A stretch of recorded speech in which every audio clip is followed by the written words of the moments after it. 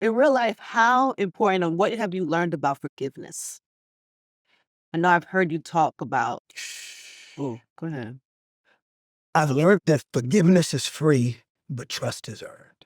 Mm-hmm. And they are not synonymous. Mm-hmm. You've had to forgive a lot in your life, yes? Forgive, but that forgetting is the monster. Mm-hmm. It's the monster. It is the monster. And it is a process. And I think that people should not be demonized just because the process may be long for them. And it's okay for you if the process is not as quick as others. Don't let the person that is needing the forgiveness to try to rush you at a speed that you're not ready for. Mm-hmm. You give it when you have it. Yeah. You give them, you have it. Yeah. But I know you went through this thing with your father where you were like connected with him. Was there forgiveness in that too? Oh, well, he didn't know. Mm-hmm. This was a few years ago that most of my life, because I was adopted, the man I thought was my father, he died in 2017. He was never in my life. 2 years ago, we just found out that there was another man that was really my father, but he didn't know. Oh, so it wasn't a choice that he made. It just He did didn't not know. know. He didn't know. Wow. He didn't know. And he's a good dude. Mm. But the problem is I find with him the same thing I find at home as a husband and father. It's hard to connect. Mm. And he's done it, and he wants it. Like if he could, he'd put me on his lap. You're like, sir. He's like, bro, I can't get on your lap. Pause. You know, I can't get, Just met you. yeah, just met you. Pause. I can't get on your lap, bro. So and me that connecting thing is difficult for me. Did it free you of anything? Did it give you any peace or any type of? If anything, I think it made things a little more complex because it put me back in touch with my biological mother. I hadn't been in touch with her for 23 years. She still denies it. Even with 2 DNA tests, she still denies that this man is my father. So, that's painful. So, it kind of opened up wounds that I didn't really want to have open back up. And I'm trying to process it. And now I have this new individual in my life who's a great guy. I just war a lot of times with connection. I do. That's so weird because you connect with people all over the world. It's through the thing that loved me first. Mm. Music.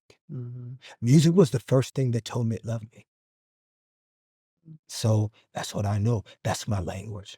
Mm. And I'm not proud of that. I'm not proud of that because this man or whether Tammy, my kids or, grandkids or just whatever, I wish that I could feel what other people feel. I do. And I hate that it's almost like a ceiling, Angie. It's like a ceiling. And I've been in therapy and prayer for many years. And so Have you made progress? sometimes I think I have but then sometimes I wonder You are a man who was sitting in the parking lot at the dermatologist in tears. about grace over my life. But not in connection with someone else. Yeah. Uh-huh. Over my life. Could you not be brought to tears by, I don't know, Tammy telling you how much she loves you, or or one of your kids? It won't bring you to tears. Not like that. Oh my goodness, that's so Yeah. interesting. Yeah. That's hurtful, right? Oh, Yeah. it makes you feel less it makes you feel less of a human. Oof. It does. It can make you feel less of a human. How does someone watching this? I'm sorry. Yeah, no, it's good. I mean, it's not good, but Yeah. yeah, yeah. How does someone watching this stop that from happening? Maybe somebody who's hasn't been as hurt or has felt that as deeply as you, like a father. How does somebody break that cycle? Love your children. Mm. Love your children and be honest with your children. Be honest with your children. I think that people around you give you grace when you are truthful, when you're just honest about what you don't have. Mhm. Like I remember saying something to one of my youngest sons because he was getting married. And I shared some very honest things with him about my deficiencies.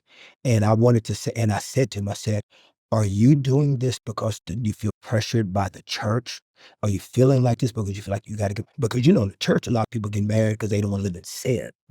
And so, but like that was part of my culture. That was part of my church culture. You get married because you don't want to be living in fornication and sin. And so, a lot of people brought from being fornicators and ended up becoming adulterers because they were not ready to really do it without all of that into place. You should marry just for love. You shouldn't marry because you think this is how I get right with God. That's manipulation.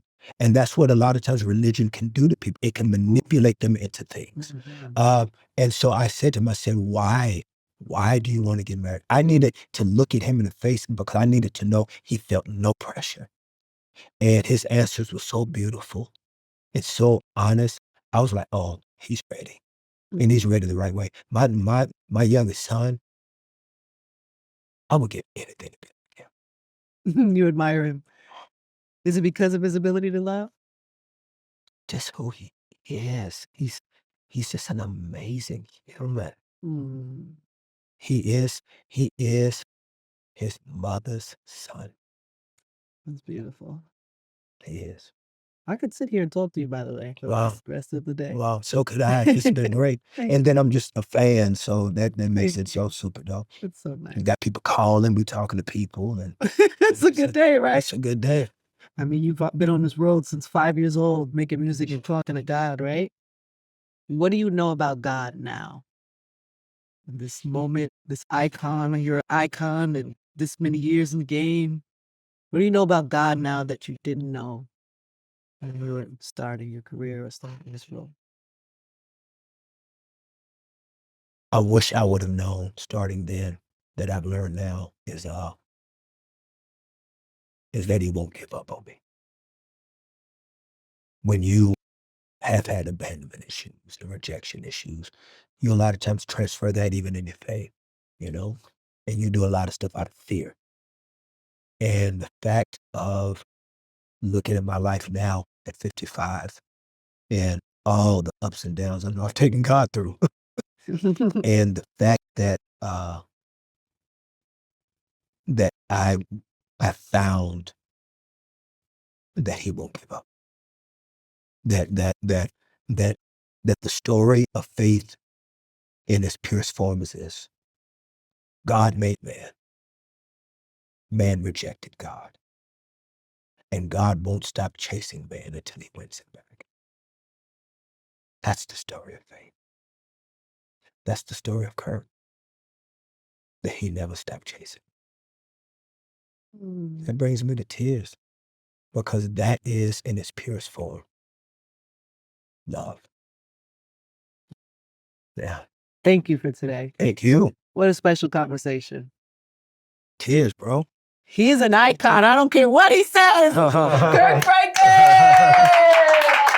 Yeah.